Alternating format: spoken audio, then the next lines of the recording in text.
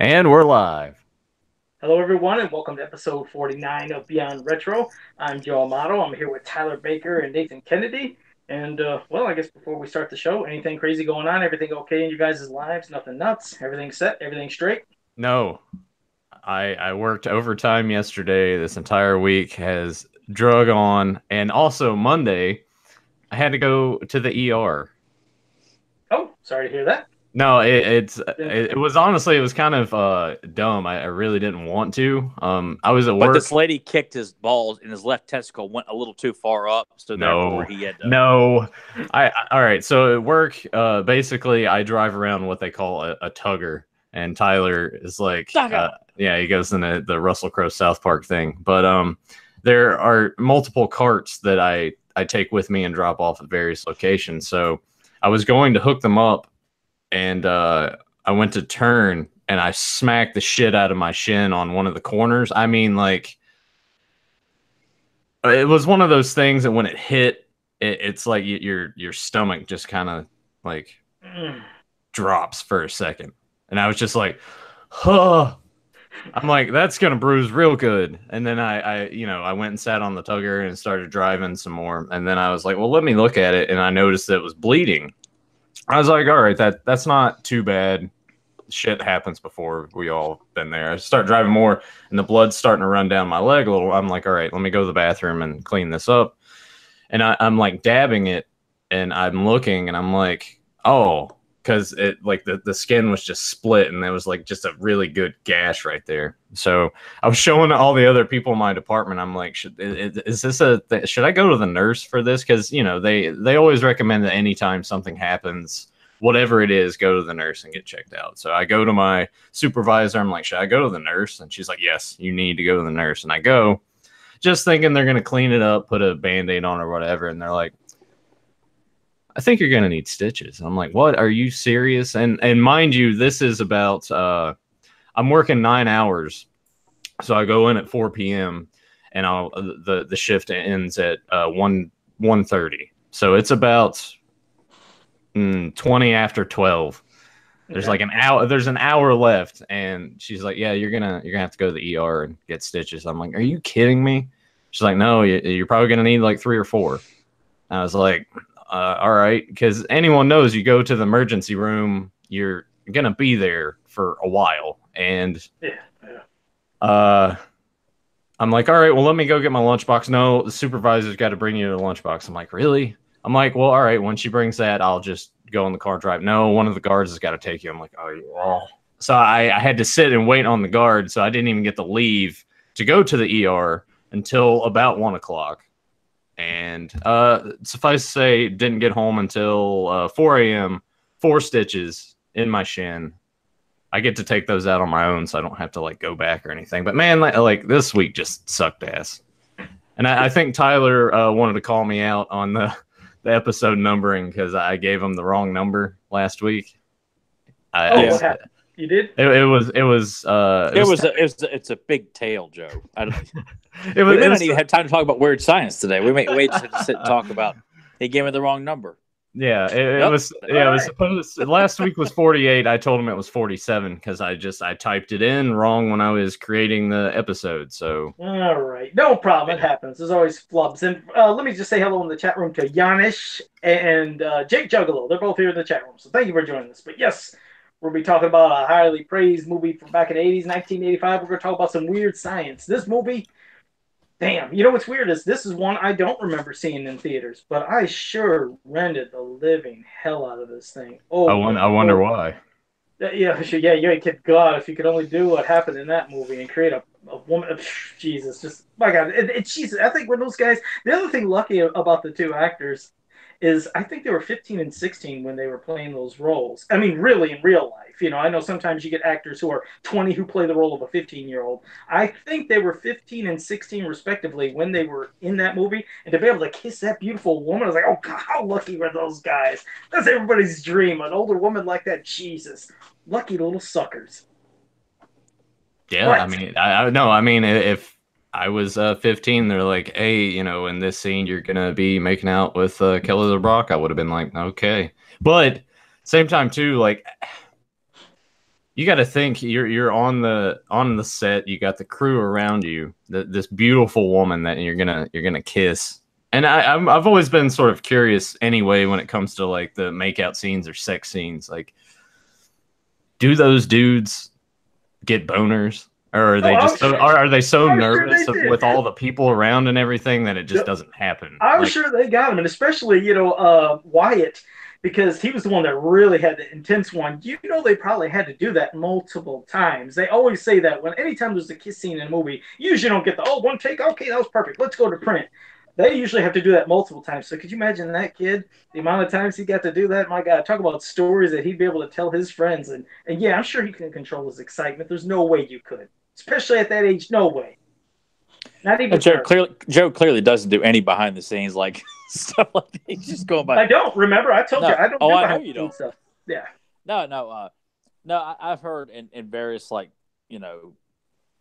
stories and things like that. You really you got to present yourself in a manner that makes your co-star feel comfortable and things like that too. Like I remember Nathan was with me. I don't know if he was paying attention. Probably wasn't. Probably not. But yeah. But I asked David Naughton, who was in American Werewolf in London, about doing sex scenes because he had that sex scene with Jenny Agutter. But it's I not was as probably just standing off to the side, just there was a bird chirping off to the left, so Nathan just kind of sat and just stared at it.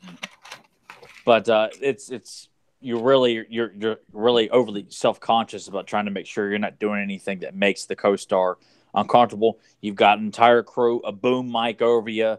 You know, it's not like you get to do a whole lot of enjoying it because there's a lot of tension and focus on make sure you do this right. Does it look good for the camera? And some of them will do practice beforehand. A lot of actors and actresses will meet privately, off the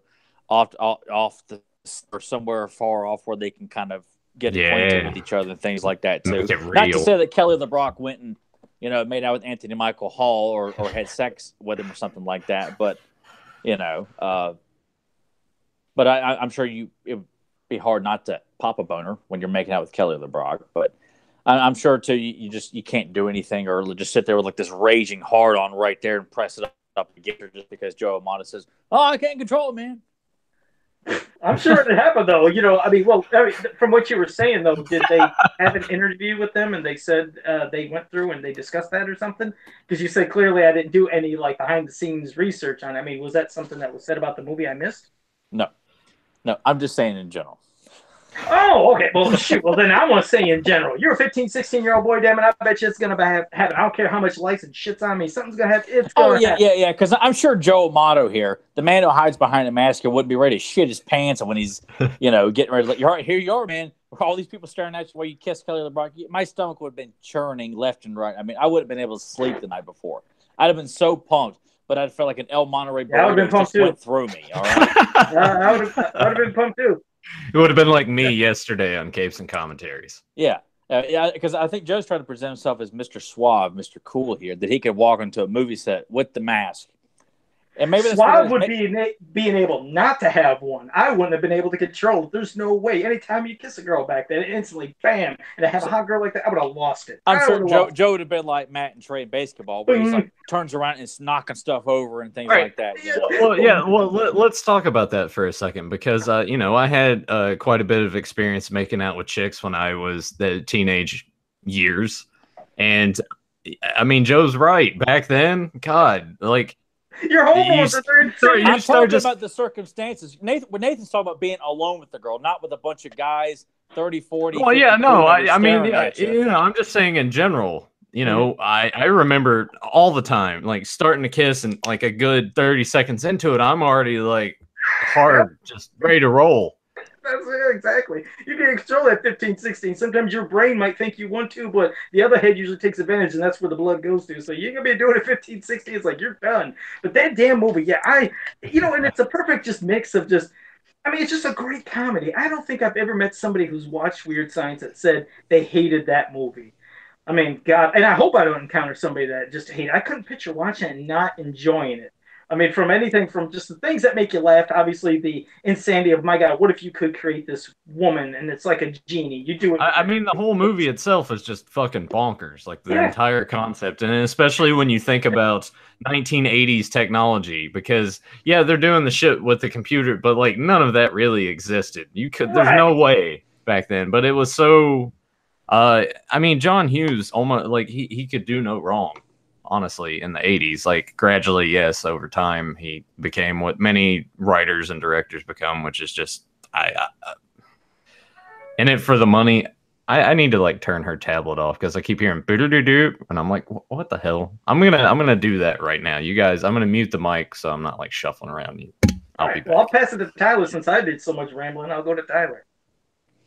I didn't know about it till sixth grade because me and my brother watched the show pretty religiously. That was our introduction to Weird Science, and loved the show. Watched it every weekend, and fell in love with Vanessa Angel. God, she was just a.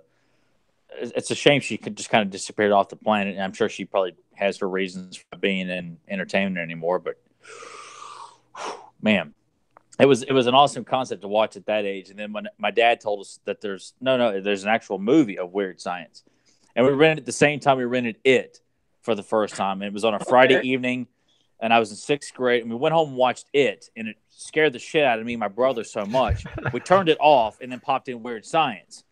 And that was our first exposure to the movie and fell in love with the movie. We rented it a lot. We watched it on Comedy Central because it come on there a lot. I don't know what was more funnier, watching the edited version of Comedy Central, because every time they say shit, they would say shaft, like no shaft, man, no shaft. Or in the nuts, they'd say flipping gizzard. And God, it was just some of the worst dubbing. Oh man, it was hilarious to watch the TV version of Weird Science. And for me, what's even weirder about comparing the television versions of Weird Science to the VHS is, again, I don't remember seeing it in the theater, but I rented the tape just religiously and then eventually bought the tape. And so that when I first seen it on TV, I noticed like there was some music that was different from my interpretation, because I remember the escalator scene when she's going up. I'm glad you pointed that out. Yeah, yes, because that is altered. Yeah. Yeah, because I remember I watched it on tape and it was always playing Weird Science, and eventually seeing it on TV, I was like, "Pretty Woman, what? Wait, what the hell are they playing this for?" And then at the end of the movie, when they play Weird Science and they're playing the Rocky music, I was like, "Huh?" And I remember it just confused me. I was like, I don't like hearing Pretty Woman. As much as I love Rocky, I don't like hearing Rocky at the end. I mean, it's because obviously just seeing it 5 million times on tape, I guess that was ingrained in my head. Well, not only that, but when Pretty Woman's playing, it's not even like the good version of it. It's that shitty cover that it's the I think it's Van Halen does the cover for it, or it's somebody, I don't know. I don't know. I didn't like it either way. It's not Roy Orbison, man. It's not Roy Orbison's version. But I don't like the song anyway. It just doesn't. It's not a song that I don't picture that song playing when you're seeing a beautiful woman for the first time and you just become bug-eyed and frozen. That's not an energizing song to me. It just kind of comes off. I mean, I think about Dumb and Dumber. It's flat. I think about Dumb and Dumber when I hear it. And and that works better because that's selling a comedy, whereas you're selling like the sex appeal of Kelly LeBrock, and that song is just too flat, for her striking appearance. And I would have, I mean, God, there's an endless amount of songs you could have played that had come out by 85 in the 80s that would have fit so much more better than just. And obviously, it's due to music rights and all that bullshit, much like with the Werewolf TV series and other stuff. WrestleMania's VHS release, they're playing Eye of the Tiger. You watch it on VHS, they're playing Real American. So it's one of those silly. But Weird Science plays at the beginning of the movie and in another part. So you kind of wonder, well, why is this a problem at this part of the movie? I don't get it. That song has been stuck in my head all week. When Weird Science? Yeah. Like and then we talked about first exposures to it. Mine was actually the TV show before the movie, believe it or not. Started watching that, and then once that kind of became a hit, they started playing, and not like they were before, but the movie started to play more often, like on USA, Comedy Central, and things, and I caught it on there. So that was sort of my first exposure. I'm going to go ahead and pose the question now, just to get it out of the way. Who is the better Lisa, Vanessa Angel or Kelly LeBrock? I just got to go with Kelly just because I mean, she's just always been more iconic to me, even though, my God, Vanessa Angel, holy Jesus, when I seen the series for the first time, which was obviously after the movie, I went in with it thinking, okay, this will be different, but then I was like, this is a good series, and good God, is this woman hot? I mean, when I seen Vanessa, I was like, Jesus, but something about Kelly just stuck, with me, and I gotta go with her. I like Kelly more. I mean, they're both just beautiful and just luscious lips and great bodies, and good God Almighty. Well, yeah. So that's Tyler. Who you got? Jesus. It's flopping the bishop over Vanessa Angel, man. I mean, that's Kelly LeBrock is a 10. There's no doubt about it. I love her big hair when she's in the mall and where she's going to pick up Gary and her massive hair.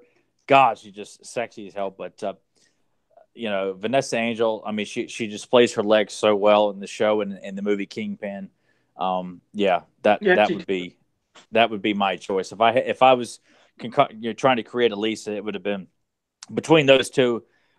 Of course, I definitely. I mean, Kelly LeBrock still. I just want to emphasize that she is still an absolute knockout. But Vanessa Angel's my pick. Yeah, because I just felt she did it more. I felt she was more seductive and sexy in the way she was in the movie compared to how Vanessa Angel was in the series. Even though, my God, I mean, Vanessa Angel, like you said, Jesus, just drop dead gorgeous. I blame that on the fact that it's the '90s. It's made for TV. It had to be Everybody's a little able to watch it. Yeah. Up. It's going to be a little bit more, which I haven't watched the show in over 20 years, and I'm kind of afraid to even revisit it. I had fond memories of it. It still holds up. I watched a couple episodes this week. It's still everything that I remembered it was. So it's still good. Yeah, I haven't seen it since I was a kid either. I mean, Jesus. I mean, yeah, I haven't seen it since it was first on. That was it. I didn't even know if it was on DVD or nothing. Yeah, it's on DVD. It came out a while back. I remember Nathan picked it up, and I was too scared to pick it up because I just was like, it might be one of the shows that just doesn't hold up as much as you remember it. And I mean, it was definitely more about being a young kid and seeing these high school kids are creating a woman that will have sex with them at their will, and or just do whatever. And you're like, oh man, this is fascinating. Because I remember there was one episode where just thrown away, there was like an evil clone made up of Lisa. And they're just trying to verify it's really her. And Gary goes, "Hey, Lisa, you want to have sex later?" You go, "Sure, that's her." I was like, "Oh man!" And then they find it it's fake, and then they destroy her. And Gary's like, "Oh man, we were going to shower together." I'm like, "Damn it, man!" Like I just in my young eyes, I'm thinking like they were really going to have sex. Like I wanted Gary to get some of that, So I was so disappointed and bummed out by that. But like in the movie too, like Wyatt falls asleep because they're drunk from the party, and you find out that they were heading down that path, but he fell asleep halfway into her gymnastics routine. You're like, son of a bitch! It's like nobody got to sleep with Lisa. Well, I mean, to be fair, as someone that will occasionally drink a copious amounts of alcohol on the weekends, I can verify that 1 minute you're just kind of like fine and feeling good, and the next minute like you're asleep. You just fall asleep. You feel so good, and you just pass out. So I probably at least would have attempted. I wouldn't have just fallen asleep because I would just be like, yeah, I'm ready. I'm ready. Been palming it there. And then he falls asleep. Did we discuss the origin of palming? Have I dreamed this? Have we ever talked about it? Tyler's always talked about it. He wants to bring it up on the show. Did we ever talk about it? I think we would just mention it, but we never actually told Joe like when we say palming it, what we mean by it or any or. I don't think you've ever even mentioned it on the show before, honestly. But I'm pretty sure we have. You just chose not to, listen to us or something like that. Did you say something? You're probably hungry. Yeah. Yeah. I don't know. It's like giving a bunch of crap. I don't know. I'm really paying attention. Go ahead, Nathan. Go on. All right. So Joe needs to have himself a no Monterey there. I'm never going to let that down, man. I swear to God. It just to find out that you put it that bean burrito with He-Man, like son of just like it's. You are officially a cult leader. He posted pictures of like just two feet together, and everyone's like losing their minds over it. I'm like, what? I mean, do people wake up and they send you like praises like on Facebook? Like when Joe says he's bombarded by messages on social media, I don't think it's requests. I think it's we give praise to the almighty Amado, and they all drink the Kool-Aid. Then you tell them not to drink the Kool-Aid because it's not poisonous. It's still all out of date from Aldi. So you got a great deal on it, a dime a bag. You know. Can we send you money? No, I can't take that. But what you should do is go to Dollar Tree and buy a burrito and eat it for me. And give thanks to the almighty Amado, you know. Sponsored by El Monterey Burritos, you know. You know what? Yeah. We need to contact them somehow and just be like, hey, you want to be a sponsor for this podcast? That would be amazing. Like our small podcast is like the Dollar Tree of like pop culture, like podcasting. So it works great for your burritos and Dollar Tree, you know. Anyway, Prominent, we go back about what 13 years probably. Whenever Transporter 2 came out is when this happened. Tyler, it was a little before Transporter 2, but that's when it got enhanced because of Transporter 2. All right, so because that's sort of where it starts for me. I don't remember what Tyler probably remembers what movie we were going to see. Do you remember it all? No, I don't think it was. I think it was just you. You know, I will say this. This is back when we were hunting down the He-Man 2000X toys, and you know, just kind of around that time where I would get excited over stuff, and Nathan's just kind of there to collect and doesn't get as excited as I do. And over movies and stuff like that, he would just start acting like he's beat off, you know, pretending like he's excited about it, but it's his way of saying this sucks. So he just would take his palm and just smack the crotch of his shorts. Thump, thump, thump, thump, thump, thump, thump, thump, thump. And then it got to where he picked me up one time, and he started making fun of something. And he just took his palm like this and slapped it and went, ah! But he's got it down here as if he was jerking off. And he just kept doing it. I said, man, you're palming it, dude. And it just kind of snowballed from there. So anything that was lame and crappy, Nathan would just, ah. And when we saw the trailer for Transporter 2 in the theater, and we hated the franchise and stuff like that. And the trailer playing, and Nathan leans up in his chair, like just pops right up. I mean, as soon as we see Jason Statham, leans up in his chair. And I'm hyping it up, and Joe's probably going to say, why the hell is this funny? But my brother's sitting on one side, I'm sitting on the other, and Nathan just leans up, oh, man, Transport 2, and just starts stroking it in front of everybody in the theater, just like swiping the palm over it, just back and forth. Just so, and he's so like skinny and limber, and just so animated. It's like, it was like a living cartoon jerking off in the movie theater, pretending to. And it's good that you throw the pretending to, because you say that and people are just like, man, he didn't pull a beating off in the movie theater with his friends around. What is this guy? He didn't pull a Pee Wee Herman, and you know, like the side of French. You know what? Which is still bullshit because he was in an adult movie theater. Like, what else? I don't like, just because he's Pee Wee Herman, like whatever. Yeah. Like even as a kid, I'm just like, yeah, okay, because my parents are like, we're taking these toys and putting them away. I'm like, why? Did they really? Yeah. Oh, that's. And my parents didn't denounce me from watching Pee Wee Herman. My dad didn't like the show. My mom thought it was all right, but hell, even after that, my dad's like, hey, there's a Pee Wee Herman movie, so we watched Pee Wee's Big Adventure and Big Top Pee Wee. So they had no problem. Like they didn't take away my passion for the Pee Wee Herman show because I loved it as a kid on Saturday morning, and they liked the movies more than the show, so they encouraged watching the movies and didn't say, not in this house. Nah, at least not that. Well, listening to random Rated R movies or random decapitations, my dad had a problem with that, but God bless the Pee Wee movies. I love the Pee Wee movies. I love the series. I loved it all. I remember Living Color when they made fun of it. And Jim Carrey was acting like Pee Wee, and he had the little Pee Wee Herman doll. And then he was talking about, you can get this, and he said, and watch little Pee Wee beat his drum. And they had the hand going like that. And of course, that was after the whole movie incident. But like, you're right, Jesus. What I did in that theater was an adult theater. Who cares? Let the poor guy let out some steam. Speaking of letting out some steam, yeah, we got to get back to Weird Science right now. But damn, I mean, just there's so many damn just great parts from like when they're getting drunk, when she wipes the memory of Gary's parents, when she's like, they won't remember a thing. Whatever, she's in there talking about Gary, and he's like, Gary, who's Gary? And then later she's like, look, Al, it's Gary. It's Gary. She's like, I don't know who this is, and I want you to shut up. Shut the hell up. My God, every scene that those two had together, and even when she's starting, like, don't threaten me, Al, you're out of shape, I'll kick your ass. And there was a girl I love how she says ass. Yeah, because, and the reason that stuck in my head so much is there was a girl at school, she was obsessed on Weird Science, and she'd say it over and over, and she loved saying the ass part like that, too, but Did you take her books and hide them in the shitter? No, she wasn't the shitter one. She was the one I hid her books in the shitter. No, but I figured you might have tried that whole ploy with multiple women back in school. It just, but damn, I was like, and of course, the two kids that, of course, are getting, picked on. They're like the nerds, the geeks, and everything. And of course, you have Robert Downey Jr. You have him, picking on everybody. And Robert Rooser, the one that played Max. So you had Ian and Max just, being the punks in the movie that had the hot girls, Deb and Hilly. And what's funny is one thing about Robert Downey Jr. that I guess, I remember watching him as a kid growing up in all the teenage movies and everything. And it wasn't until seeing him in Iron Man.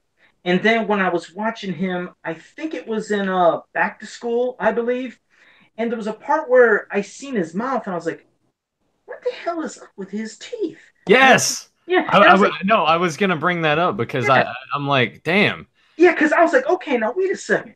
He wasn't a kid, he was an older teenager. He was like probably just around 18. I don't know how old the exact age, but I was like, those teeth are jacked up. There's no way his teeth could have went from that to how they're in Iron Man. So that was the only time that I did what Tyler does. I was like, I gotta research this shit. And then you find out that he spent a ton of money to get these nice, beautiful teeth. I was like, oh, okay, that explains it. Damn, his teeth were jacked up. But I guess you noticed it too, Nathan. But wow. Yeah. It was just like, damn, he definitely got some veneers.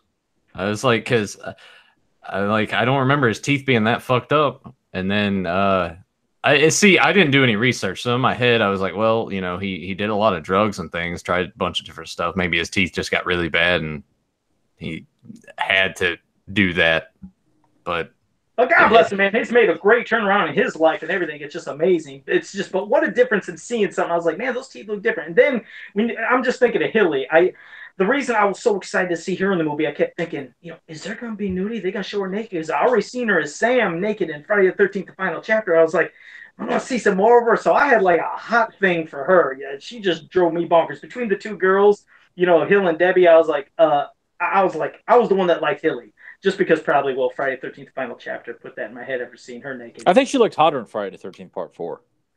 I could agree with that, and I don't know if it's just because I seen her nude, but I think she did. No. I'm not even thinking about like when she goes out and is pissed off at her boyfriend for making out with the Doublemint twins that Nathan thought were ugly as hell. Dude, I didn't say they were ugly. I just didn't. You did too. I said that they weren't that hot. I'm not, I'm not like moving my desk for them or nothing.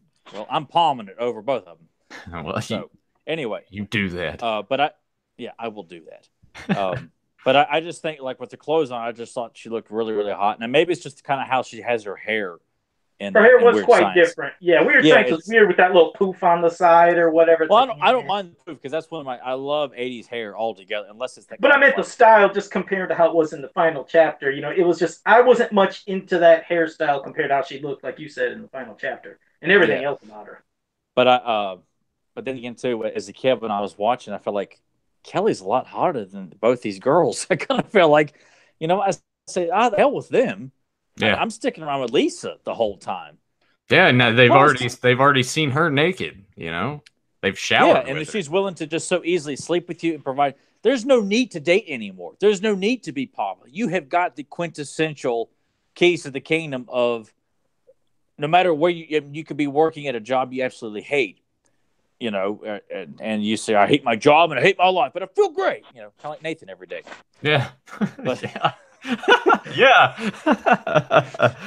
No, I've been working. I'm like, man, like, fuck this. He's like Chris Farley in Wayne's World too. Like anytime Nathan, he's like, I hate my job and I hate my life, but I feel great. I'm going to go pick a fight.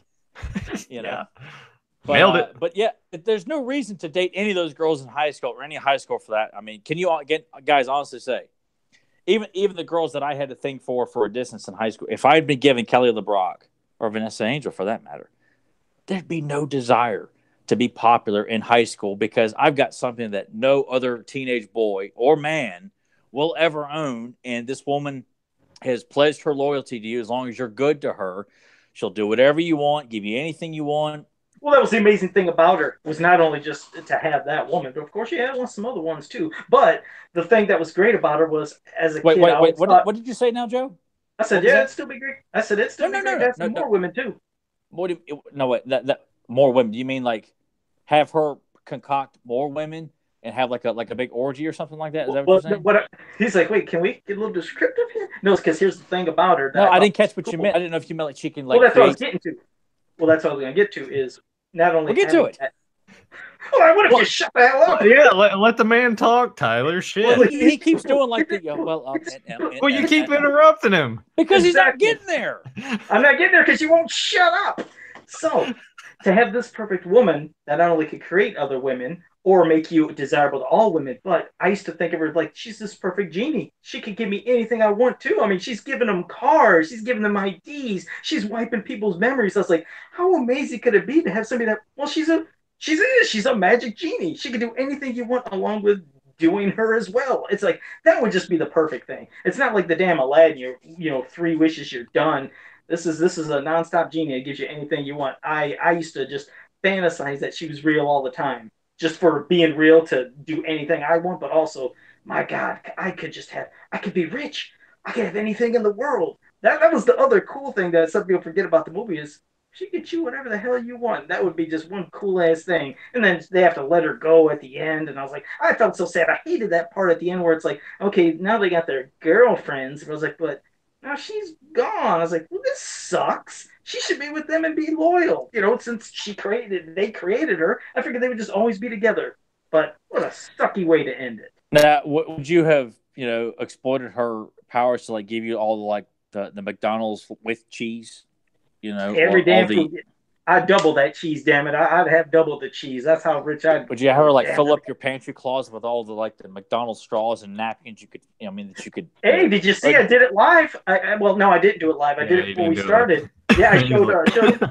I took a fresh straw they got from McDonald's, pinched it in the middle, split the paper off like that, showed them how to open up a straw at McDonald's. Damn, you missed it all, Tyler. Did you get 1 million views for that, and people donating to the the Dollar Menu Fund and Tyler, and I all think that stuff? Shirley has a I Hate Joe Amato page. It's a Facebook group that's a secret to many people. I don't know how you do it. It's just. I mean, really. I mean, come on, Joe. When you take a picture of a burrito and set it next to a He-Man figure, and the floodgates open up with people who just need to let you know that what you did was genius. He's not going to let that burrito go. I'm just picturing Joe is literally floating like he doesn't have to walk or drive. He has a cloud that carries his ass to the bank, to McDonald's, to Kroger, go to Hobby Shop to get his things for customizing stuff like that. Like Joe is floating around on the glories of his. I'm just picturing Tyler. He reminds me. It's like I pictured the part in Happy Gilmore when he was like, I hate that Bob Barker. It's like I can just picture. It was like, I hate that fucking burrito and that Joe Amato. It's like he just won't let that shit go. He can't sleep at night either. Like when he finally wakes up in a cold sweat. He's like, burrito. I'll never look at El Monterey Burritos the same way again if I ever see him in a grocery store, because it just goes to show the power of Amato. He's gonna pull them all out of the freezer and throw them on the ground. Throw them all over the floor and just it's just. Guy comes to clean it. Don't you clean that up? Leave that shit where it belongs. I couldn't believe it. You almost feel like it would just be like, Tyler, you're just exaggerating. But when Joe did it, and it happened, and it continues to grow and grow and grow. What are you saying about that, Joe? When people are giving you such high praise for a burrito and a He-Man figure next to each other? Sir, I keep picturing you. I mean, when you're sitting there and you're getting all these alerts, are you like, oh yeah, or you're just give praise to you? I'm looking at. I can just imagine Tyler at his laptop.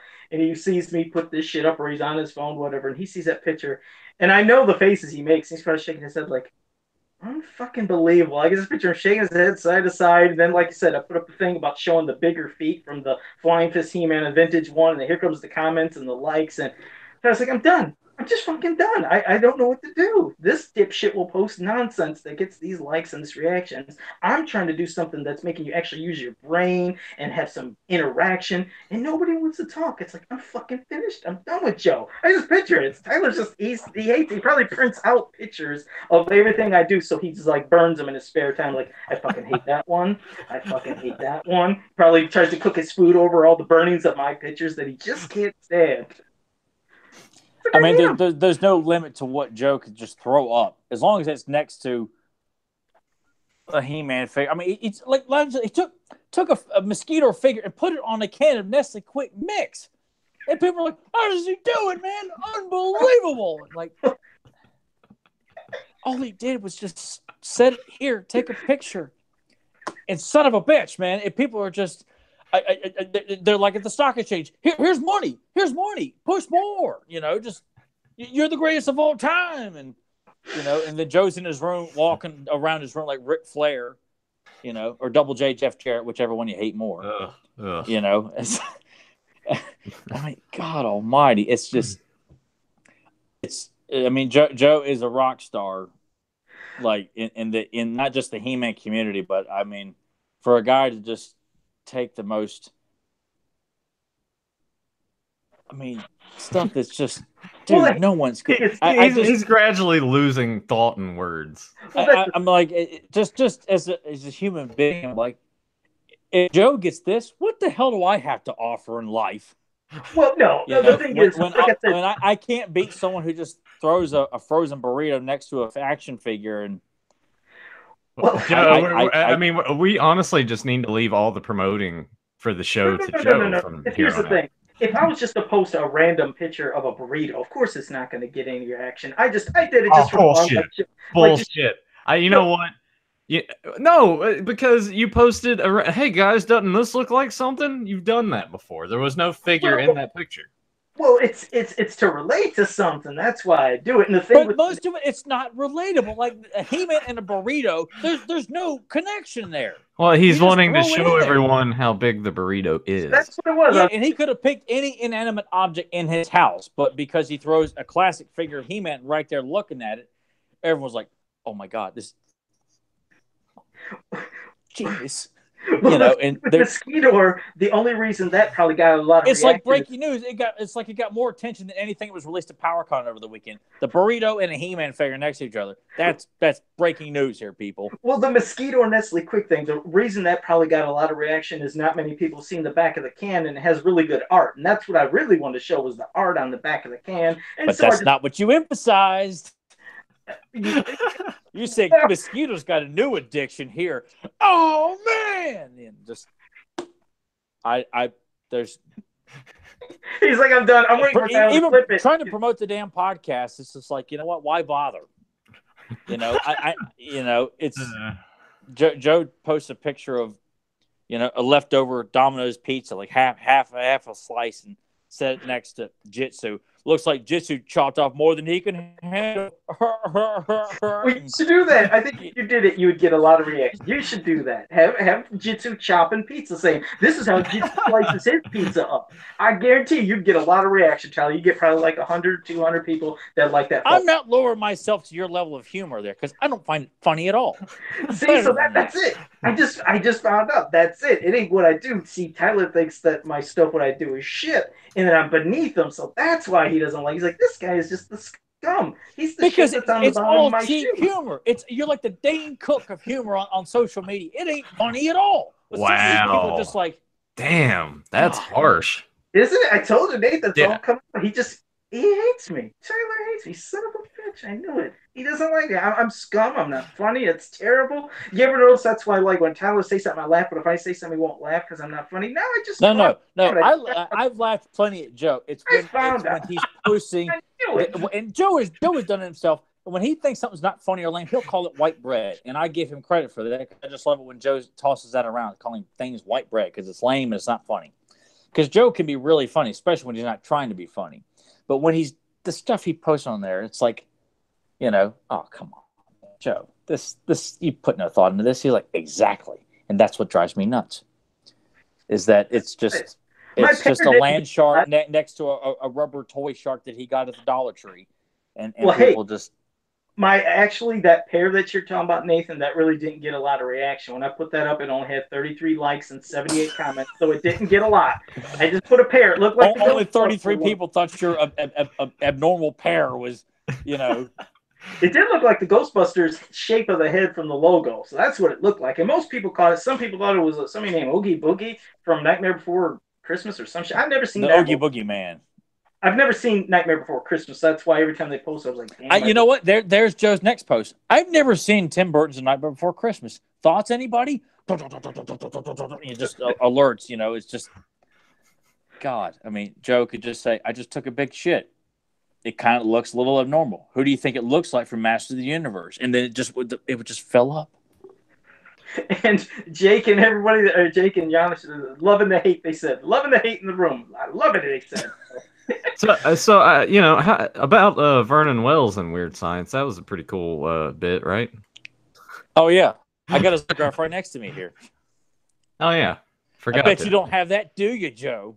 No, I don't, but I did like him as the general and everything. I did love seeing him in there. And of course, love seeing, Michael Berryman. He was in there too. God, that guy he still does. He looks like a living. He's a weird looking dude. He is. From The Hills Have Eyes to this. It's like that guy always freaked me out. Then when he was like, I hate to lose his teaching job. Then when you see him as normal, it's like I felt like I was off the hook because when those bikers showed up, they were frightening. I remember that. I was like, now I'm kind of scared, especially when they yanked him with one, with that like half face and metal, busted him through the walls and pointing to Gary to come over and yanks him. That was a scary scene. So, but it still worked out. Everything worked out with that too. But damn it, there was just so many enough Chet. How can you forget Bill Paxton as Chet? Just one of the biggest asses, but the most lovable ass. You couldn't hate Chet, even though he's being you could. Even though he's being such a dick to his brother, especially when he takes that looks pretty good. Eats it and then he throws up. I'll make yourself some dickweed. Does that laugh? It's like, oh God, everything he did was just fucking classic. You could quote probably all of Chet's lines.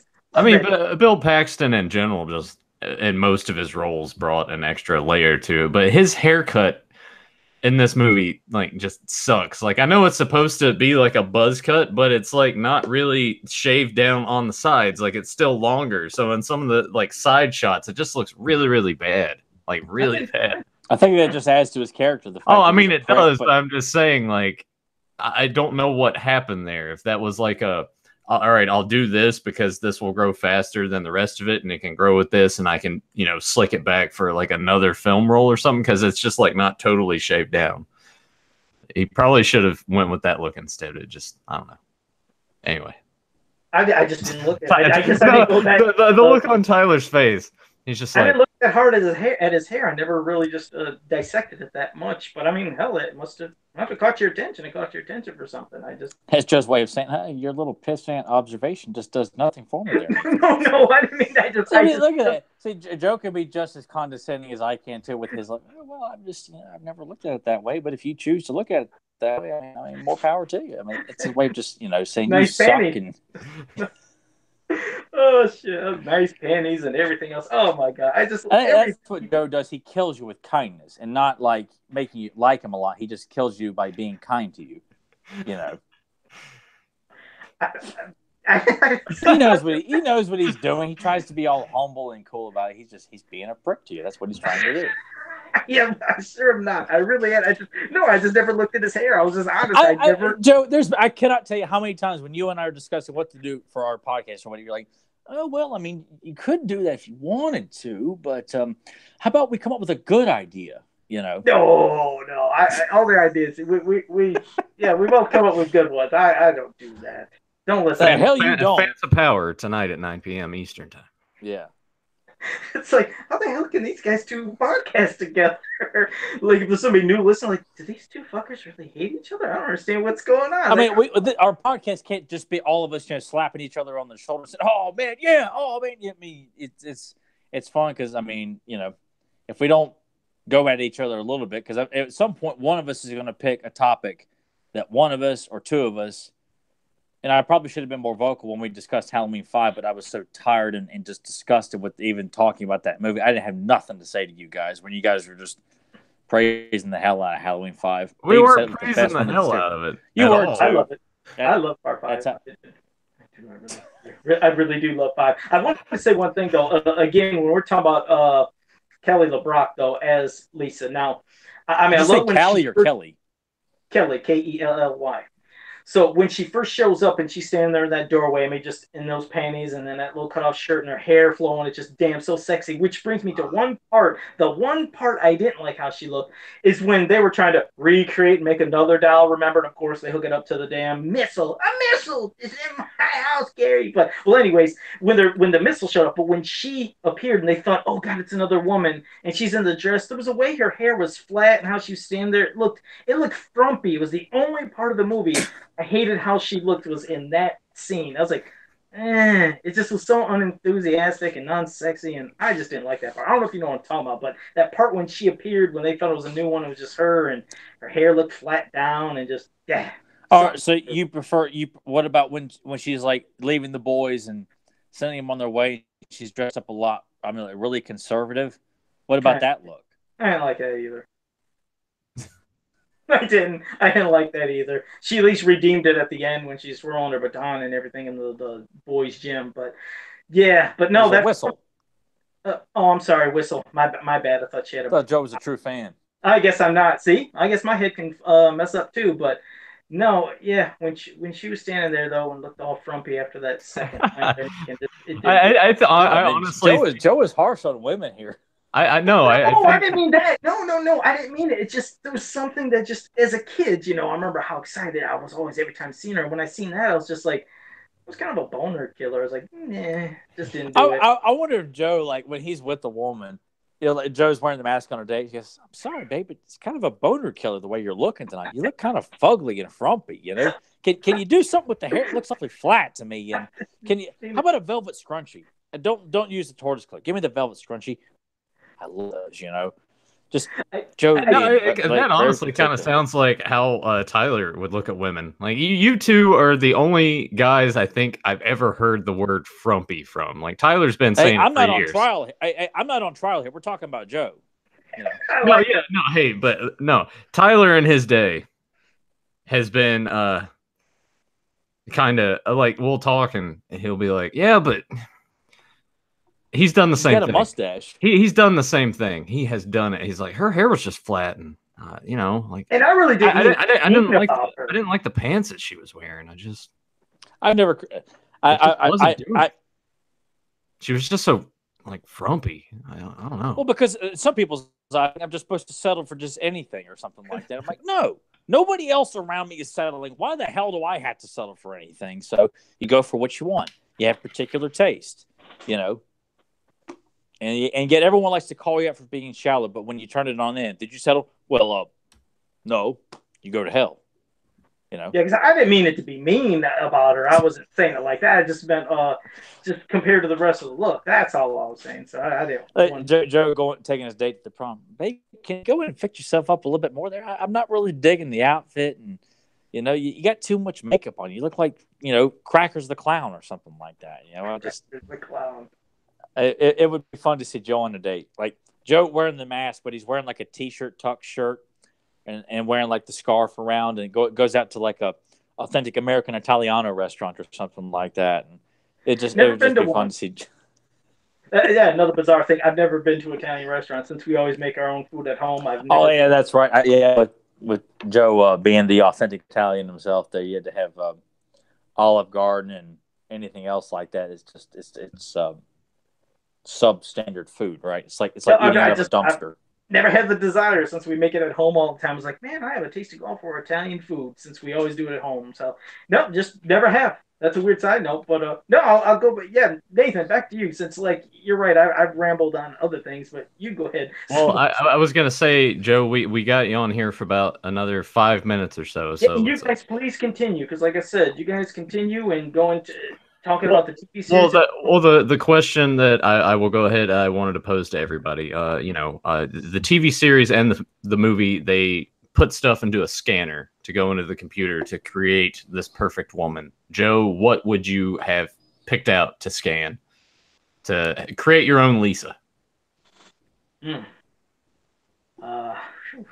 That's you saying back in the day what I would do? I say back in the day when we saw this movie, because there were certain women when I hit puberty that I had a massive crush on. Let's put it in the time frame of you're 15, and we can technology wise we can put it like in the 90s, because that's when I was 80s, 90s. Yeah, whatever. I would put it in that time frame. Jesus, then that is kind of a really, it's almost a great kind of perfect mix, because the obsession I had on a lot of different Lisas at that kind of age when I was growing up. Because, like, let's say Lark Voorhees, who was Lisa Turtle from Saved by the Bell, I just thought, good God, she was just beautiful. So I'd almost, let's say, want to take her face. Then there was Lisa from In Living Color, who's one of the Fly Girls, Lisa Marie Todd. I'd want to take her butt.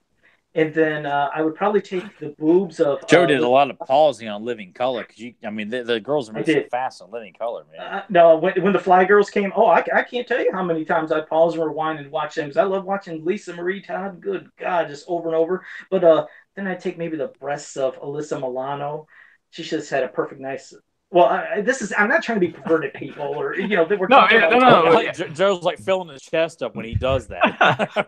No, it works because we are putting ourselves in the perspective of when we were 15. If we were creating the perfect woman, there's nothing perverted about it at all. We're putting ourselves in the shoes of Gary and Wyatt. Yeah, the butt of Lisa Marie Todd, Lark Voorhees' face, Alyssa Milano's breasts, and. I guess I wouldn't really pick a voice. I don't know what voice to even pick. I guess I can't pick a voice.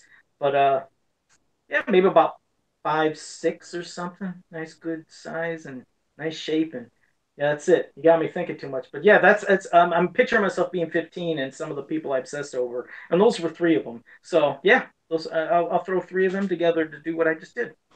All right. Tyler, what about you?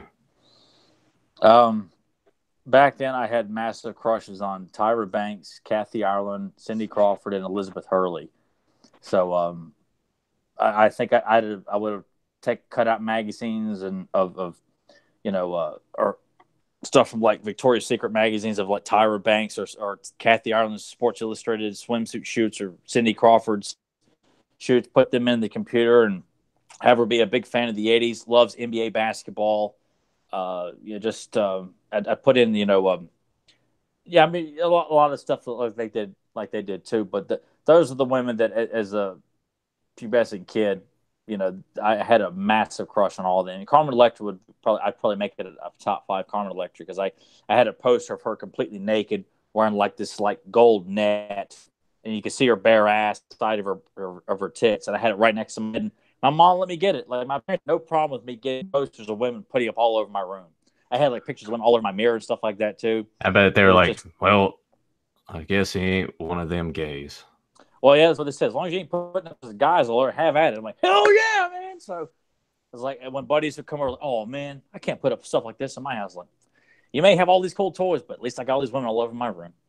But yeah, that I would have been putting pictures of those girls to make my Lisa back then, because I was nuts about them. My needs were simple. As long as they're good to me and share my interest, want to watch NBA basketball back in the 90s and support my collecting habits of 80s action figures and reading comics, that'd have been all I needed. You hear that, ladies? That's like his audition tape. He likes long walks on the beach and. Oh yeah, candlelit dinners in Tolstoy. I'm quoting Once Bitten. When you said long walks on the beach, it made me think of Once Bitten when Russ is doing his pickup lines at the dating place. He ends up picking up a guy in drag. Yeah, that would kind of be like a Tyler story. That's what Nathan would want to be a Tyler story. Nathan hopes that that's going to happen one day. I've almost kind of seen it once before, and that was perfect. And once again, I can't remember if it's been discussed on the show, but oh god, that was hilarious. I know what he's talking about too. Yeah, when we went to Walmart and this guy just shows up and was just like, "Hey, I've seen you around." Was it like the tanning bed or was it the gym? Yeah, it was a tanning bed. Yeah, he's like, I've seen you like tanning. And they're just having this conversation. I'm standing beside Tyler. No, he's having that conversation. Yeah, well, Tyler's standing there and comfortable, and I'm just like standing beside Tyler. So I'm like, I'm gonna take off, but then I go about 20 feet ahead and turn around and just like look from his perspective, and I'm just like doing the grin that I do when I'm about to get him riled up on something on the show. I'm just sitting there like, I'm surprised you didn't. I'm surprised you didn't put your arm around like, see you at home later, sweetie, and like give him a kiss and then walk away, and I have that guy like, oh, I mean, it was perfect because Tyler's like, why couldn't that have happened any other time when you wouldn't have been around? Why did this have to happen when you were with me? I was like, it's just destiny, man. That's crazy. Tyler, it wouldn't have been welcome to have it happen any other time, but if it had to happen, it happened in front of the one guy that I knew I would never, ever, ever hear the end of it. You know, and that's all I was dreading was once I finally got the guy to leave me alone. You know, it was just, oh my God, it was like being back in high school again, where that is Nathan's going to just jump on top of my head and just start throwing it at my head. You know, just just well, you guys going nuts about it. Again. I was going to say I got to take off. There's some stuff I have to do. It was fun, and everybody in the chat room, stay here. They're still going, and no, they're all just going to leave now because they're like, well, I mean. No, Joe's gone. We don't have a reason to listen to these two dipshits, you know. No, they're probably waiting for me to leave. But no, it was fun, guys, and I'll catch you guys later tonight. All right, sounds good, Joe. Have fun, bud. Okay. All right. I'm waiting to hear like that shit, like as he's like turning everything off. Does the RoboCop technician? I guess what we told Brother Bishop we'd discuss or give a quick review of that glorious masterpiece Meg that came out recently. Yeah, we can do that.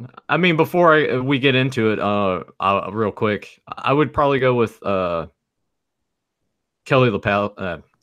Kapowski. God. Yeah, Tiffany Amber Thiessen. Yeah, I'd go with her face. I'd probably scan in a picture of the butt and legs of Stacy Keibler because those were. Oh my God. Yeah. Man, that's a good one. That's a real good one, man. Yeah. The personality-wise, she would have to kind of just be sort of into the same shit. Like, loved Incubus and Limp Bizkit. No, not Limp Bizkit. I mean, we all went through that phase. We all went through that phase, man. I just, hey, you can give me shit, I can give you shit too, man. I mean, all right. I did have some Limp Bizkit posters in my room. Do I regret it? Yes. Are there still one or two songs that I would listen to? Yes. Hey, I like My Way. It was a great promo for WrestleMania 17. Yeah, but Rollins just fucked that song. No, that sucked, man. Yeah. Undertaker's theme sucked. Yeah. But yeah, let's talk about the Meg. We'll leave out the shitty people in the theater. Let's just talk about the movie itself. I know that you thought it was total garbage. I thought that it wasn't good, but it wasn't like outright terrible. I think what could have improved it, because the movie was almost 2 hours long, it should have easily been a 90-minute film. I think it should have been rated R. That way you could have explored the kills more. I think there at the end, when the Meg's coming through with all the people on the beach, there should have been more casualties. There were too many crew members, I felt like, as well. Obviously, the humor, like, cut a good portion of that out. I thought that probably the beginning was all right. They were setting it up to be, the setup was there. It was fine for what it was, but just as it kept stretching on and going, it just kind of got worse and worse and worse. And it was just the same thing over and over again. It's like, well, we got to go down. Well, the Meg attacked us. Well, we got to go back down. Well, the Meg attacked us. It was just repeating itself a lot. And it just, it didn't do anything for me. I pretty much in my head know what you're going to say. I mean, aside from, the movie's tone was more of a lighthearted summer comedy as opposed to the discovery of a prehistoric shark is still in existence. I mean, just how everyone treats the shark is just this minor inconvenience. Like, no one seems bothered or really scared or like completely starstruck that something that big is still, they're treating it as if like, well, look at that. It's a small school of jellyfish. We should monitor these. We could put it on YouTube. And, everyone just talks so calm and treated. I mean, Jason Statham's character is it's kind of like not a Coast Guard, but does work in rescue and recoveries and things like that. He's not a shark expert. He's not a marine biologist. So when he decides to go down into this undiscovered trench that they finally make their way into, He knows what the shark is before anybody else does, and he's not a scientist. And in the book, Jonas is a marine biologist and a shark expert and come in contact with the megalodon early on, and then the book comes to modern day. So that's why they bring him in, because he's an expert in marine biology and an expert on sharks. But when he just shows up because he's the hero, he's like, oh, it's a megalodon. How the hell do you know that?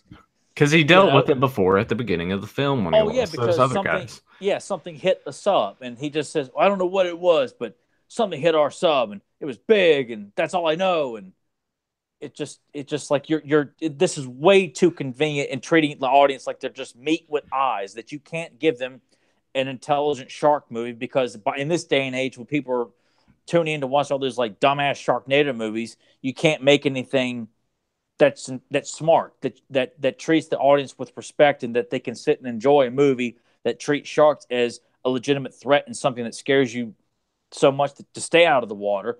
If it was so successful in 1975, why can't it work nowadays? Even with all the technology and stuff like that, people are still scared of sharks when they go to the beach, or scared of piranhas or crocs, alligators, whatever the case may be. But to have a movie where you've got an extremely, very, very token black guy that's just there to say really bad forced humor, I'm like, yeah, this, like, I can't swim. I don't want to do this. I'm too old for this. Yeah, just constantly making sure that this guy, as if like it was shown for the, very generic white audience, that they'll laugh at this guy's jokes. Even sitting in the water with this 5-year-old little girl, and she's telling him to, oh, calm down, you can swim. Just like ignoring the fact that a massive shark is swimming around, it could swallow them both at the same time. They're still taking time to take lighthearted moments and let everyone know, it's all right, it's cool, no big deal. Giant shark, who cares? Yeah. We got lots of time for jokes and yucks, and oh yeah, Rainn Wilson's on here too. Isn't it funny, people? Which surprisingly, he didn't have as much of the comedic lines. Not as much, but he's still used as. But you really thought like they were really going to beat you over the head with it's Rainn Wilson, like. But no, Nathan's right. They didn't use him as like the go-to. I mean, everybody's trying to be funny. Everybody. No one's taking anything seriously. When they all get out of the water, their nerves are all calm. Like they're all just kind of like, now what are we going to do here, guys? Like there's no urgency. There's no tension. The stakes are not high. And when the shark does make its way to the beaches of Fiji, I think that's where it takes place. One guy in a plastic bubble gets eaten, and it's done so quickly you can't even tell what happened. All these people are all over the beach, and granted, I know they said before the movie was released it was cut to make the PG-13 rating so they can get the teeny boppers in who can go kill time and update their Twitter while they're watching a movie they could care less about. So they all right, more power to you, But it just made it look like there was no sense of urgency and no real threat. And then Hal Statham kills the shark.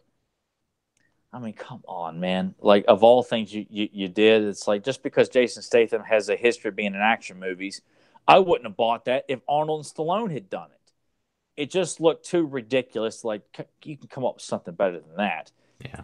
And just shoehorning all these, like, this love triangle that was not necessary. Well, that was the other problem that I had with it is a lot of these action films that come out now, the Chinese movie market is exploding, so they are making things with that in mind, which is why we got that actress that played the love interest who is terrible in it. God. Yeah, just not good. But they're having to do a lot of like, well, let's represent this because this is the audience. So like, they're not, some things now they're not looking at domestically. They're looking at the Chinese market because things make shitloads of money over there, and the Meg did pretty well. So that's another thing that's just going to kind of happen in most movies now, especially of like that caliber. I mean, I don't thought because the movie takes place in that part of the world. I mean the book, excuse me. So that part's right. But, just the simple fact that, and I'm not saying it had to be spot on like the book, but the book was a very serious book. They treated the Meg as a very serious threat, and how are they going to stop it? How are we going to keep track of it? How are we going to kill it? And people do get eaten. Like the ex-wife is a bitch in the book and gets eaten by the shark. In this, oh, well, they just didn't get along and they were only married for like less than a year or some shit like that. We got to bring her back in here and then we're just going to have her there just to be there. And look, oh, remember, she's here while Jason's flirting forcefully with, the pretty Asian girl who can't seem to make up her mind if she's going to be a bitch or who likes Statham. Oh, wait, now she's acting like Natalie Portman in the Thor movies. Just, oh, man, just it's a mess. There's no one likable in the film, There's just nothing to get behind. There's nothing to get excited about. It just really feels like it's meant for people who can't watch a good movie. It's just a really and people. There's some people who've said on social media, like Willis Wheeler. He listens to podcasts some too, Fans of Power. He liked it, and I wish I could feel the same way as Willis. He enjoyed it, and some few people liked it as well. I waited a long time for this movie, ever since it was in pre-production hell back in the late '90s, and it's a shame that it comes off as just a really silly film that, and Nathan told me, which if they changed director so many times too, it's the guy responsible for those lousy National Treasure films. Which I'm surprised I didn't catch that, probably because I didn't recognize the guy's name. But and I known that I said, "Oh God, man, this is doomed." But I mean, Eli Roth was attached to it at one point. I had faith in that, even though I'm not a big fan of his work in general. But I still felt like it would have been more of a horror movie than just a feel-good comedy romper roundup with a big giant shark swimming around. Yeah, it was a missed opportunity. It doesn't do any favors for shark movies. It doesn't. Other than it made lots of money, so therefore they'll make more dumb shark movies instead of making stuff that's going to scare people. Well, you never know. They might make another good one. For me, I was just sort of, I tilt more towards bad, but it's like good, bad, or in the middle.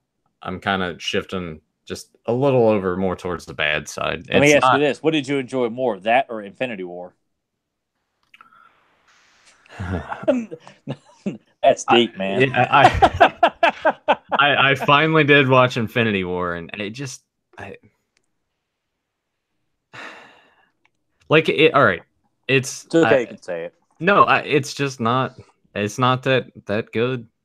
I'll probably get a lot of shit for that. It's not that good. If you look at it from this is 10 years worth of the universe building that they've done, and it's all right. Is it cool to see all these characters together in various ways? Yeah, it's nice to see everyone represented on the screen. At the same time, too, the way that they went about it's just like, well, here's those guys. You remember those guys, right? Hey, transition. Hey, we're with these guys now. You remember these guys, right? And it's just like nothing really is happening. It's kind of like in Last Jedi when the ships are just like slowly going on. I'm just like, nothing really is going on. They're building it up, and then it's over. And I'm just like, okay, well, it's spoilers for anyone that's hasn't seen this yet. Spoilers, saying it now. Pause it if you haven't seen it, or skip ahead a little bit on the audio or this video. Thanos gets the stones, snap. Half of the characters are gone, which, they've alluded to. That's what he does. And as you said, you look at the slate of movies coming out. You got Guardians 3, another Spider-Man movie. Like, who in their right mind is like, well, how are they going to do those without Spider-Man and all those guys? It's like any comic book stuff, they're coming back. Honestly, I think the main thing for me is just the superhero fatigue. Like I'm kind of over superhero movies now. Like they come out and everyone just feeling more and more the same. It's almost like in wrestling, just that generic template of like Randy Orton clones that started coming out around that time. It's like everybody's the same. Everything's the same. And every superhero movie, just to me, since probably Winter Soldier has felt like it's just following that same flow. Except Winter Soldier was more serious, whereas all the others they're making sure they insert more of a lighthearted feel to the entire movie as opposed to telling a serious comic book movie. Yeah, I mean, like I don't outright hate it. It just, for me, I'm just like, I'm kind of done with them. I need to finish Deadpool 2 because I started that and have enjoyed it. I like that's when humor actually works a lot more in these, because that's what his character is supposed to be doing. So I don't know. It's probably a film that I honestly will probably not go back and rewatch. I didn't like Black Panther that much at all. That seemed just very generic, and I'm like he was cooler in Civil War. Civil War, hell of a lot better. Yeah, when he showed up for like 5-10 minutes, way cooler doing that stuff. Once we start digging in more to his story, I'm just like, how many times have we seen? No, well, this person's going to come and try to take over, and you know, oh, he's defeated for a little bit, but he hulks up and makes a comeback, and everything's good. Like it just seems sort of lazy. It seems like with all the money rolling in now, it just like it doesn't matter. They use the same template for all the films now, because instead of upping the ante and breaking out a little bit, because they had to realize that, well, like with Blade, you know, everyone thought superhero films were done, and then Blade comes along. It's hard. It's a rated R film. They don't come back from language and gore. Giant hit. Suddenly, superhero movies are a bit bankable. Okay, X-Men gets greenlit, and then Spider-Man gets greenlit. You know, but you know, at some point they realize, you know, we've gone too far with this. And I told Nathan this at one point: what's going to be the Batman and Robin, this superhero craze? Because at some point they're going to go too far with it. It's going to blow up in their face, and they're going to cancel. Like they're going to start rethinking. Maybe we should hold back and postpone that. You know, Iron Man 42 with, you know, Zac Efron or some shit like that. You know, I just it's gonna happen. I mean, granted, I know kids today, they love them, but it's just a shame that, you know, they made Batman '89, Batman Returns, Blade, to a certain extent, the X-Men films. They weren't meant for kids. They're just meant for people who love those characters. And why is it we can't go see a Captain America film or a Thor film, and it's not supposed to be taking itself seriously? It's supposed to be like, this is kind of a dumb movie here, isn't it? All joke, no stakes at all. Joke. You can't get invested in it because no one's taking anything seriously. Because if the hero's not taking it seriously and laughing at the villain, then why the hell should we? You know, it's like, then what? Make it a comedy. Do comedies if that's the case.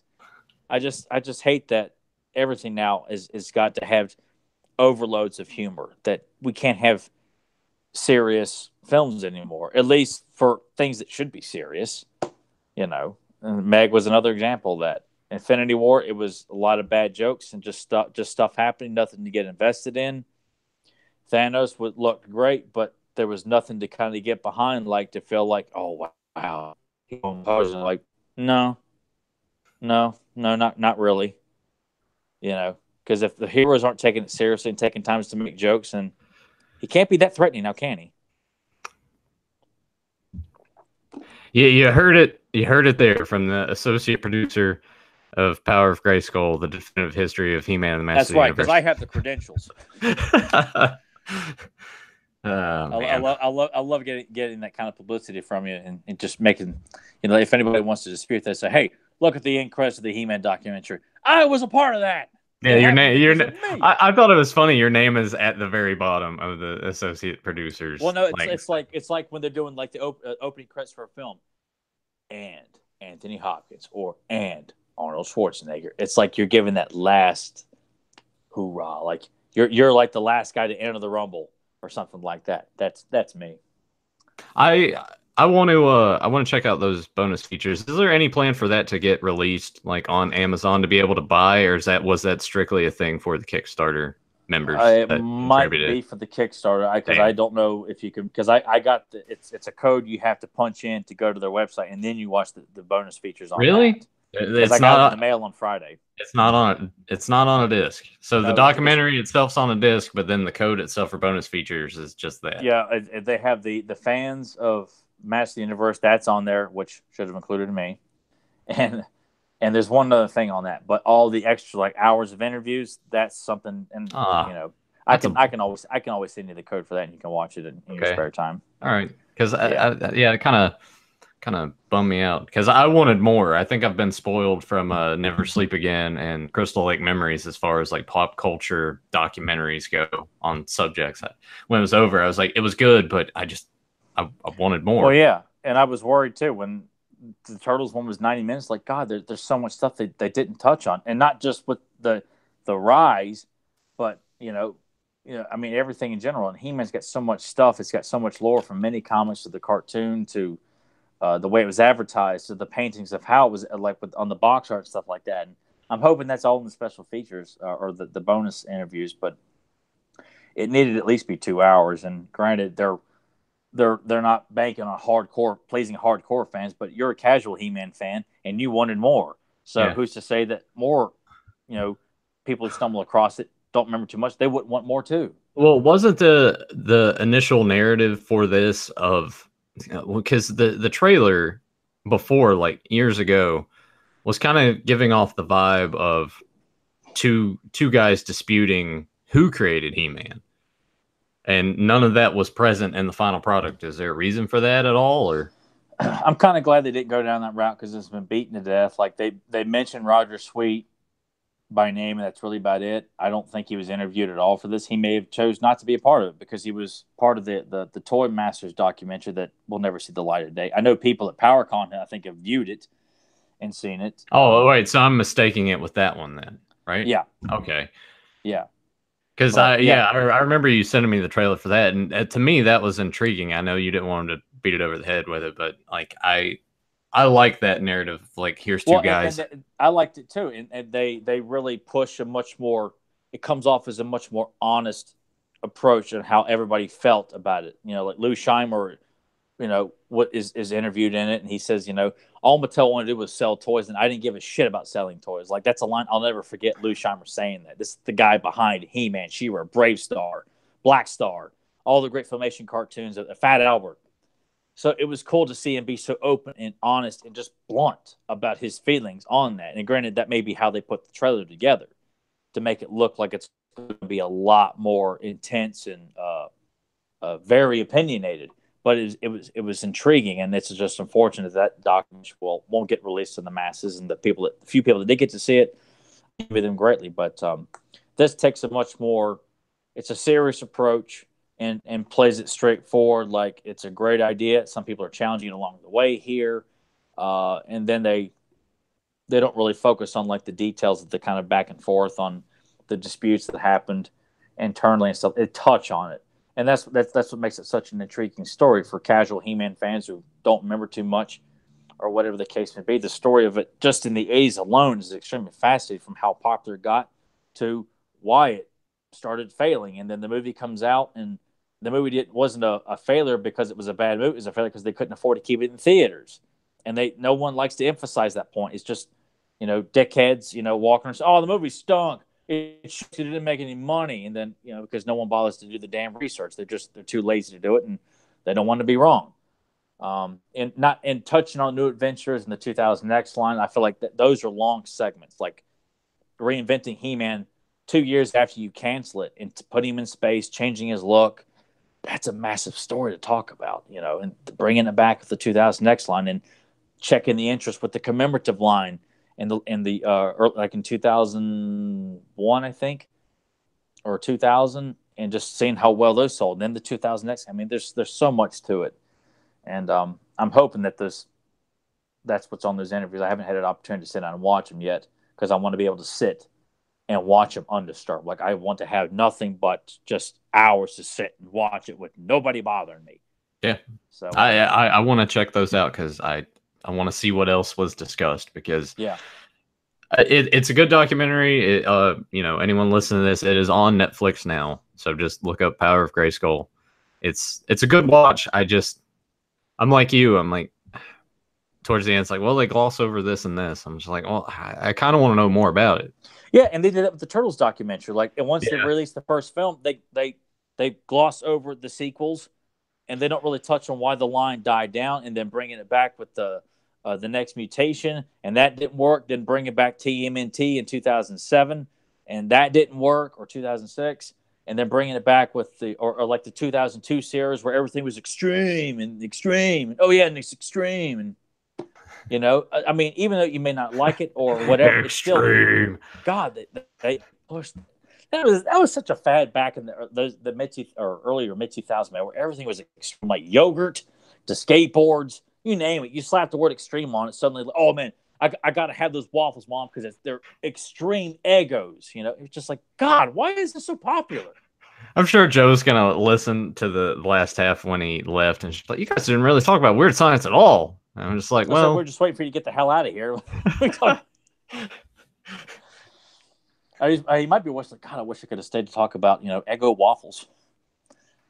Yeah. Yeah, he would probably have some story about going to Dollar Tree and picking up some bootleg Eggo waffles. Yeah, they're called Egos instead of Eggos, and they're like from Yugoslavia, shipped in from El Monterey. El Monterey waffles.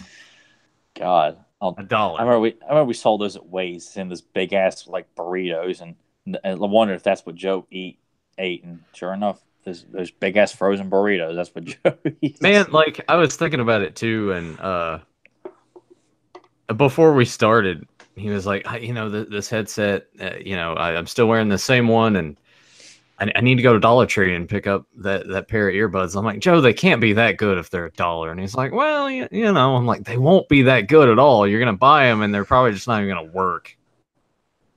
Do people take things and return them to Dollar Tree? Hell, if I know. Yeah, like, is that even a thing? But hey, when you see hordes of people show up the day after Christmas at Walmart because everyone say, I don't want this. Give me a gift card. Give me store credit. I'm sure that those same douchebags probably go to Dollar Tree and say, these garbage bags, they don't have the lavender scent that was on the package, Well, give me my they were only back. $1. Yeah. I don't know what people expect for $1. I'm sure that you probably have got people that just love to go back because just like this penny pincher, ladies that go to Kroger and want to argue over the nickel they were shorted for the discount clearance mark Doritos. Yeah, man. And that's the thing. Tyler and I worked in grocery stores for many years early on in our late teens and 20s, and those people are a mess. There were some good people. A lot of it had its merits. I was talking to Jordan about that, about the heyday of working at Wade's when all the beautiful women we used to work there. Now it's like a tumbleweeds. I was telling you before that play, like that grocery store you worked at, just like I walked in and I was automatically depressed. It just looked so dilapidated. I don't even know if I use that word right. Just making shit up. But no, it just looks so like, huh? I'm sure they know what you mean. But it's a classic mom and pop grocery store, Yeah, but it just looks so bad. I'm gonna look up dilapidated and make sure that I did that right. Yeah, in a state of disrepair or ruin as a result of age or neglect. There we go. Boom! I nailed it. Well, it's like that now. There's no argument there. But it was still you'd have had fun if you'd gone through and gotten the job there that you had intended. Yeah, I never got the call. I was waiting on that call, just like Gangrel, man. And I told you had to go through with it. Gary would have hired you because that's how I got on. He was just going to forget all about you, much like he probably would have done with me if I hadn't called him that day and says, "Do I have the job?" Yeah, come on in tomorrow. How weird would that have been if we would have worked together in a grocery store? Yeah, me, and Matt and Jordan, all four of us working at Wade's. I mean, that'd have been, God Almighty, man. That'd have been like a massive like WWF WCW crossover. It'd have been something of epic proportions. Got another Photoshop picture from Giannis and Giannis, can you put Joe's face like the red mask on like a Kool-Aid? Like that would be great, to have like Joe's face, the Kool-Aid guy, but just like the modular facing like the red Kool-Aid, like glass bowl as he's running. And instead of having the glass bowl, having him hold an El Monterey burrito. Yeah. That'd be perfect. The Kool-Aid guy holding El Monterey burrito on a packet of Kool-Aid. Oh, that'd be great. And put like out of date. 10 cents, But I'll throw this out to you because I intended for Joe to be part of this as well, but I just thought it'd be fun to start up a quick little rant because I know Matt and Jordan listen to this too, and I just want to say that Sub-Zero is definitely the better of all the ninjas in Mortal Kombat.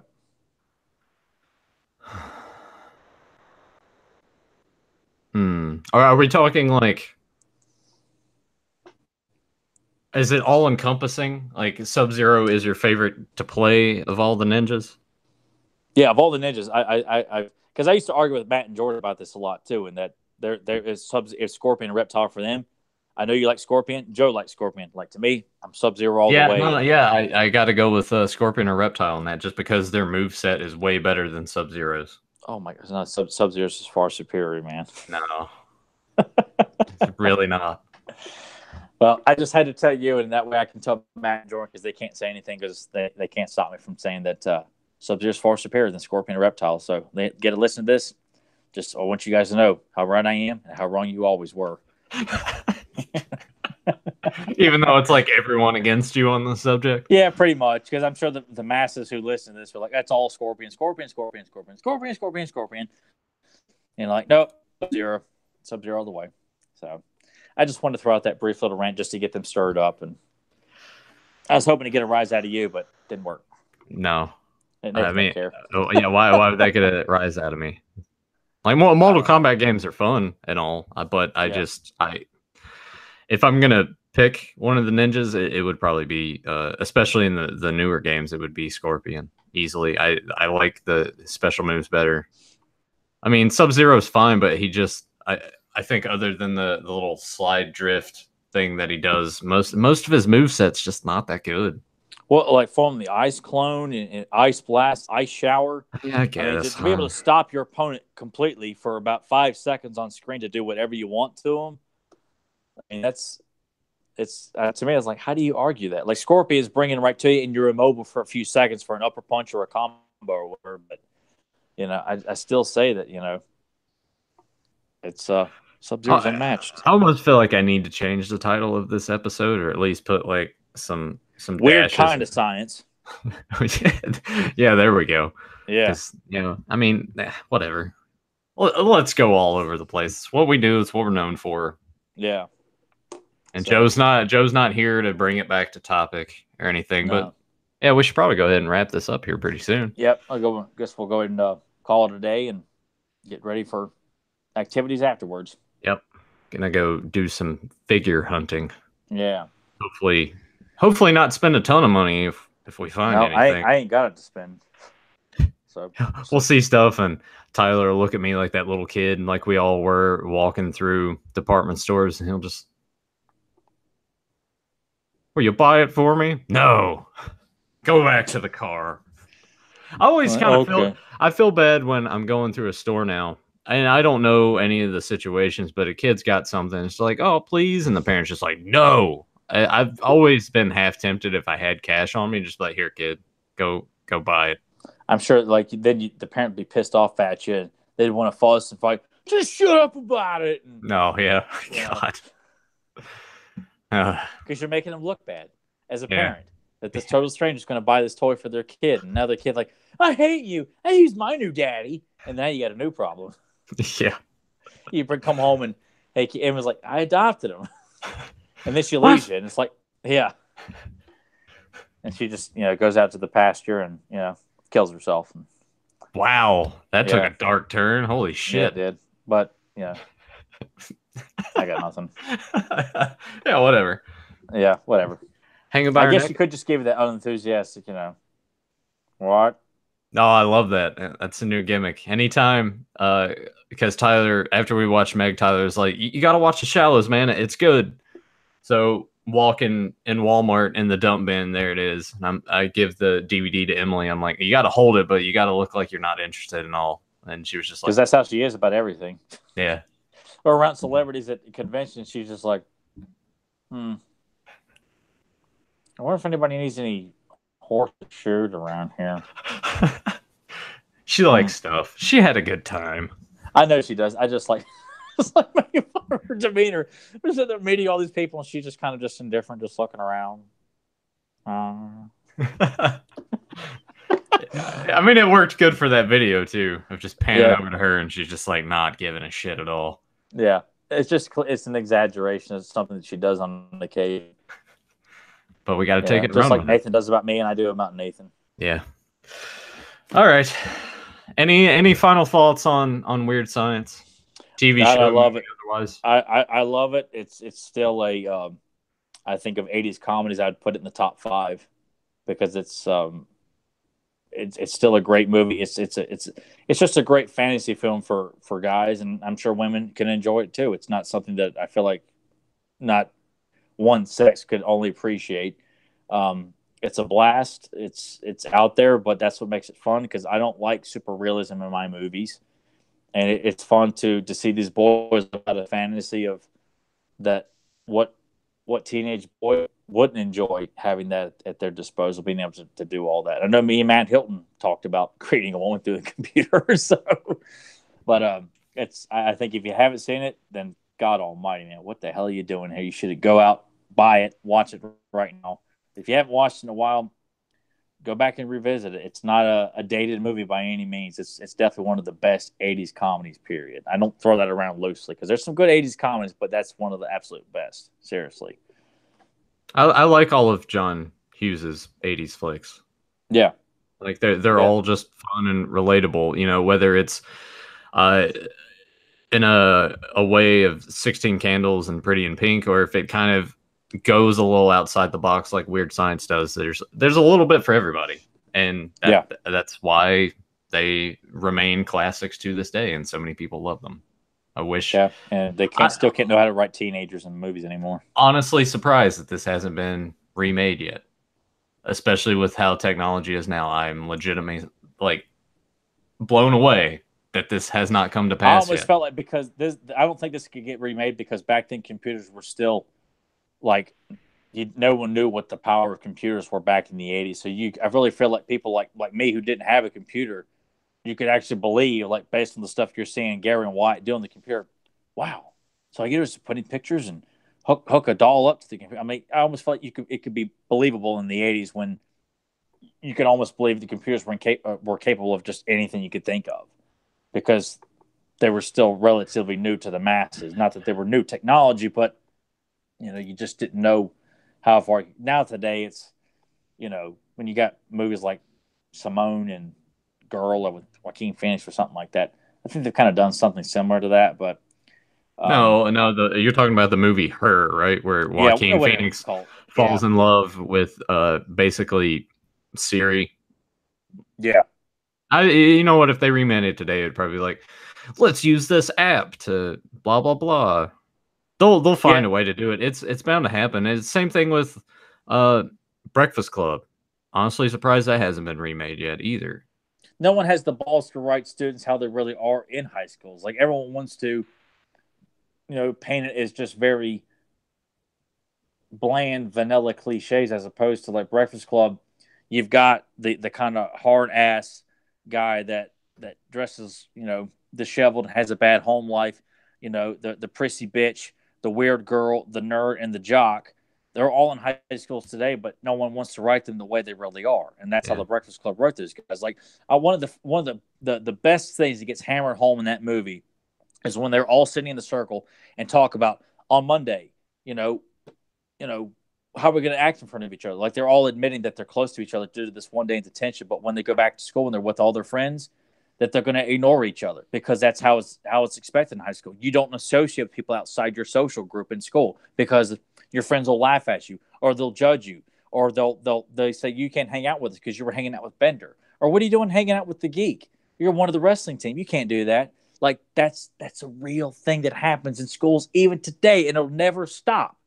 And I don't think they have the balls to present high school the way it really is because everyone's afraid of, you can't portray goth kids like that. You can't portray the nerds like that. You can't portray the popular crowd like that. Like, do it. No one has the guts to do it, and that's what makes it so good is because they're true to life. I would recommend the movie 8th Grade that came out to people because even though it's annoying in parts just for me, but it does take a realistic approach of how kids are today, like in middle school. I thought it was really well done, even though there were parts that annoyed me just because like that's how kids are today. But I would say to anyone wanting to kind of find one of those films, I highly recommend 8th Grade. It's very well done. We'll see what kind of happens with that in the future if that ends up getting nominated for anything. Because like a Razzie or something. No, like actual legitimate rewards. Anyway, this was a hell of an episode. This Yeah, went, another mixed bag. That's what happens when Joe leaves. Then it's kind of like we go down the rabbit hole. We have well, I mean, whatever. This is just me and you like having a conversation that we're probably gonna have in the car. Yeah. It just buds hanging out. So hopefully everybody appreciated the weird science discussion, the Meg discussion, and everything else in between. Joe's waffles and burritos, and you just taking a big old dump on all of his Facebook posts. It doesn't matter because the guy is untouchable. He really is. He really is. He is. He's just sitting there with, like you And said. He's probably have a statue, in front of his house, and people come by and lay flowers at it and pay homage to it. But not money. You can't put money there. No, you can't put money. You can put frozen burritos and coupons from McDonald's by the statue out front. But no one ever sees him come out and take it. So they all assume he never comes out of the house. We don't know when he gets that stuff, but all the coupons and the burritos, they're all gone by dawn. It's like feeding cookies to Santa Claus.